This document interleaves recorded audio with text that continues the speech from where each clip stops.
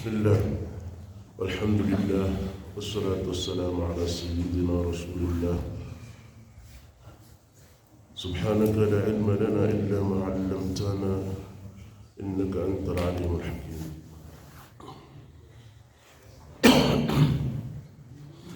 أو كالذي مر على قرية وهي خاوية على عروشها قال أنى يحيي هذه الله بعد موتها فأماته الله 100 عام ثم بعثه. قال كم لبثت؟ قال لبثت يوما أو بعض يوم. قال بل لبثت 100 عام فانظر إلى طعامك وشرابك لم يتسنه وانظر إلى حمارك ولنجعلك آية للناس وانظر إلى العظام كيف ننشزها ثم نكسوها لحما فلما تبين له قال أعلم أن الله على كل شيء قدير. Mwenyezi Mungu Subhanahu wa Ta'ala atueleza kisa cha Nabiiullah Uzair na punda wake.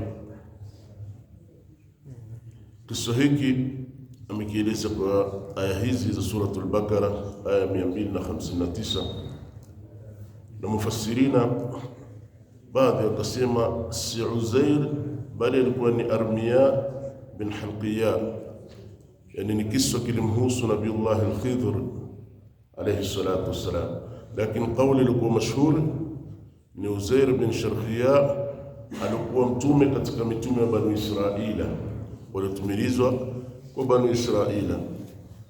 Ama Al-Imam Baghawi katika Maalim at-Tanzil ametafsiri, ameeleza kwa urefu kuhusu viso vyao vyote viwili, imma ni Armiya au ni Uzair. Kisa kinaanza wakati mfalme Bakhtansar alipoingia mji wa Baitul Maqdis akaharibu mji wote.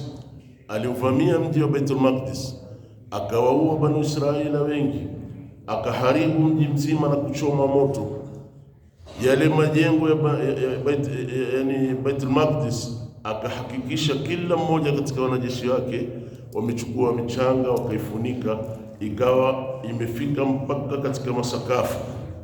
Ndio hiyo Mwenyezi Mungu asema, na ukumbuke kalladhi marra ala qarya wa hiya khawiyatun ala urushiha, habari za huyo alipita katika mji akaona imeharibiwa mpaka juu kwenye masakafu yake, yani kila kitu kimeharibika, watu wamekufa, miji imeharibiwa, kila kitu. Katika hali ya taajjub ndo akasema anna yuhyi hadhihi Allah ba'da mautiha, Mwenyezi Mungu atarudisha vipi haya? Wengine akasema la, ni katika hali ya kutaajjub, kwa katika hali ya yani yeye kama mwanadamu na wale waliokufa wote watarudishwa vipi? Na Mwenyezi Mungu Subhanahu wa Ta'ala akataka kumuonyesha yeye mwenyewe, fa amatahu Allahu 100 amin, Mwenyezi Mungu akamfisha miaka 100. Ametoka siku katika masiku, katika mfuko wake ana zabibu amezibeba, grapes amezibeba, na amebeba kinywaji, wengine sema kuna na maziwa amebeba. Kisha anasafiri katika safari yake kwenda katika mji mwingine, na baadhi ya mufassirina wasema Bakhtansar alipochukua walikuwa wengi wamechukuliwa kama watumwa, akiwemo yeye Uzair na Nabiiullah Daniel na wengine katika Bani Israila watukufu walikuwa wamechukuliwa. Yeye akatoroka akawa ni mwenye kusalimika. Sasa katika hali ya kutoroka Bakhtansar na jeshi lake akielekea katika mji mwingine, akapita katika mji ulioharibiwa, ndo akauliza masala haya. Akakaa chini ya mti kupumzika. Amepumzika, usingizi ukamchukua. Ilikuwa mapema mchana kama saa 6, usingizi ukamchukua, anapumzika, lile jua limekuwa kali. Mwenyezi Mungu akamfisha 100 ami, miaka 100 amekufa, yuko katika hali ile hajitambui. Kisha akainuliwa karibu na alasiri, time jua linakaribia kuzama. Sauti kamuuliza kam labist. Wanazuona tafsiri wakashindana katika ikhtilafu, je, alouliza nani?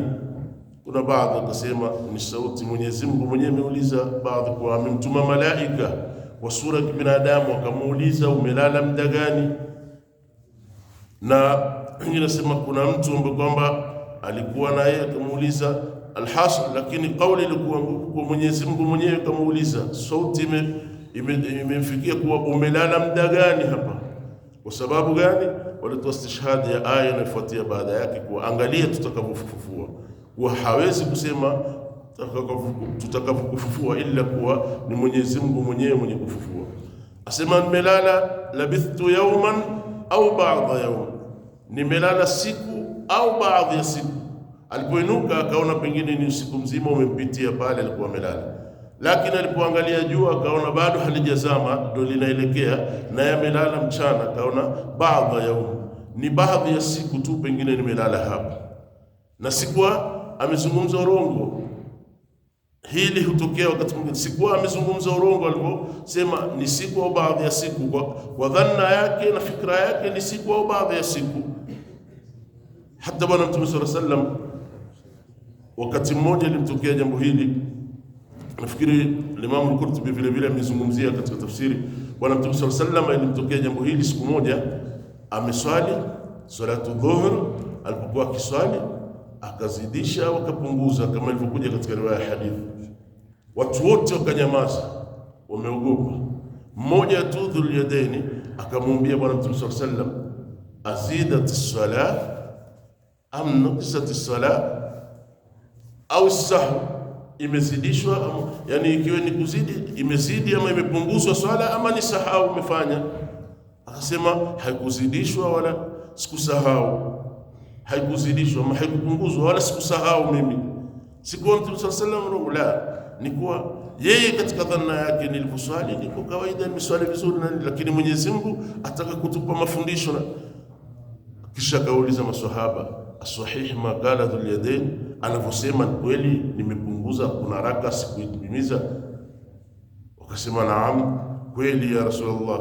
Akawaita haya rudini, wakarudi wote msikitini kumaliza wakaswali. Wengine kama riwaya hadithi inavyoeleza na nini baadhi iko kwenye Sahih Bukhari, asema wengine walikuwa shafika maili 2 nje ya msikiti, yani wamekwenda mbali zaidi, wakaitwa njooni tumalize. Sasa Nabiullah Uzair hapa asema nimelala siku au baadhi ya siku. Qala bal labithta 100 am, kaambia bali umelala miaka 100. Umelala hapo ulipolala miaka 100, Mwenyezi Mungu akamhifadhi kama alivyohifadhi watu wa Kahf, ashabul Kahf. Miaka 100 wale wako ndani ya pango, lakini huyu miaka 100 chini ya mti akawahifadhi. Hakuna wanyama mwitu wenye kuja, watu wenye kuja kumuona, majengo yameendelea, mji umeendelea, yalikuwa akishtuka utarudishwa vipi, ukajengwa upya na kila kitu. Mwenyezi Mungu alipomrudishia fahamu yake akaangalia kila pahala kumeimarika, akawa labithta yawman bal labithta 100 am fanzur ila ta'amik wa sharabik lam yatasanna. Katika maajabu, angalia chakula chako na kinywaji ulichokuwa umebeba kwenye safari yako, haijapitikiwa na muda, haijaharibika. Amebeba grapes hizi, zabibu na nini, zaidi ya wiki zitakuwa zishaharibika zote. Kama ni kukauka zimekauka, zimekuwa. Kama ni maziwa zaidi ya siku 2 haiwezi 3 tutakukwisha hata siku. Lakini miaka 100 akiangalia kila kitu chake, chakula hakijaharibika, chote kiko sawa sawa. Lakini yule mnyama alikuwa naye, punda alikuwa akitembea naye, amekufa, yuko pale, ni mzoga tu, ni mifupa imekaa imelala kando yake pale, kwa kuwa alikuwa amemfunga, amemlaza kando, na amekaa chini ya mti amelala. Yule amekuwa mifupa na kila kitu. Ndio Mwenyezi Mungu anambia angalia chakula chako na ni hakijaharibika, kiko vile vile miaka 100. Lakini wanzur ila himarik, kinyume chake angalia na huyo punda uliokuwa naye, vipi hali yake, ameshaoza kila kitu. Sasa tutamfufua, walinaj'alaka ayatan linnas, na wewe utakuwa ni muujiza kwa watu, utakwenda kutuhabari, utatoa habari zetu, yani utakuwa ni mtu mwenye kuelezea vipi Mwenyezi Mungu Subhanahu wa Ta'ala utenda kazi wake. Wanzur ila al-idham, hiyo mifupa ya huyo mnyama wako angalia, kaifa nunshizuha thumma naksuha lahma, angalia vipi tutainua kisha tutaivika nyama. Mwenyezi Mungu Subhanahu wa Ta'ala akamuonyesha akiangalia ile mifupa na kunadi, kama ni kauli moja katika mufassirina asema Mwenyezi Mungu Subhanahu wa Ta'ala alinadi ayyuhal idhamil baliya, yani mifupa ile oza nani ikainuka, kila mfupa kushikana na mwenzake, kila nyama kuingia sehemu yake. Yule punda akafufuliwa bali akiwa anaangalia Nabiullahi Uzair kwa macho yake, Mwenyezi Mungu Subhanahu wa Ta'ala kumuonyesha vipi anavyo. Kaifa nunshizuha thumma naksuha lahma falamma tabayyana lahu, ilipomdhihirikia mbele ya macho yake akiona, qala a'lam anna Allah ala kulli shay'in qadir, akasema hakika Mwenyezi Mungu kila kitu akiweza. Akatoka Uzair akarudi katika mji wao. Akifika, mufassirina wamenukuu hadithi kutoka Sayyidina Ali ibn Abi Talib kama alivyofasiriwa na Bwana Mtume sallallahu alayhi wasallam.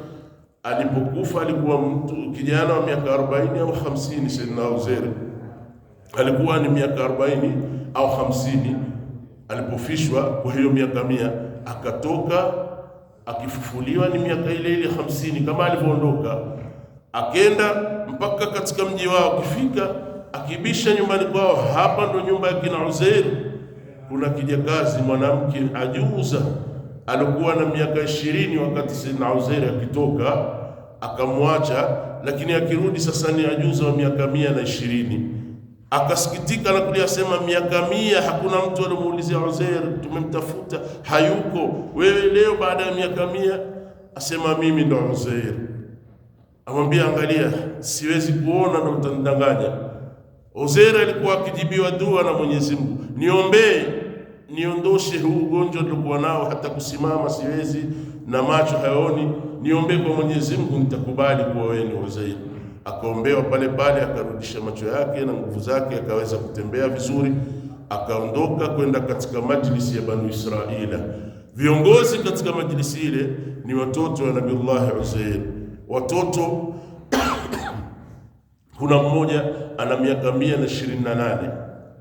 Mtoto ni mtu mzima, ana madevu meupe, ana mfi kila na wajukuu zake Sayyidina Uzair wengi wana miaka ingine 70 na 80 na zaidi. Yeye Uzair amerudi na miaka 50 yake, mpaka ikawa ni mathali hutolewa kuwa alikuwa kijana na watoto wake wazee kumshinda yeye.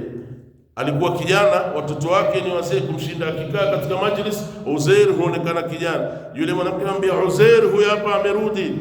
Akamwambia, haiwezekani. Yule kijana wake mkubwa asema, baba yangu alikuwa na alama katika mabega yake mfano wa mwezi hivi umeusi, katika mabega yake imechora mfano wa mwezi. Sasa hebu tuone, kiangalia kweli ndiye. Banu Israili wengine sema la, paka tumpe ikhtibar, tuangalie ni kweli ndiye. Uzair alikuwa amehifadhi Taurati, na sisi hapa Bakhtansar amechoma mji mzima wa Baitul Maqdis, Taurati haipatikani.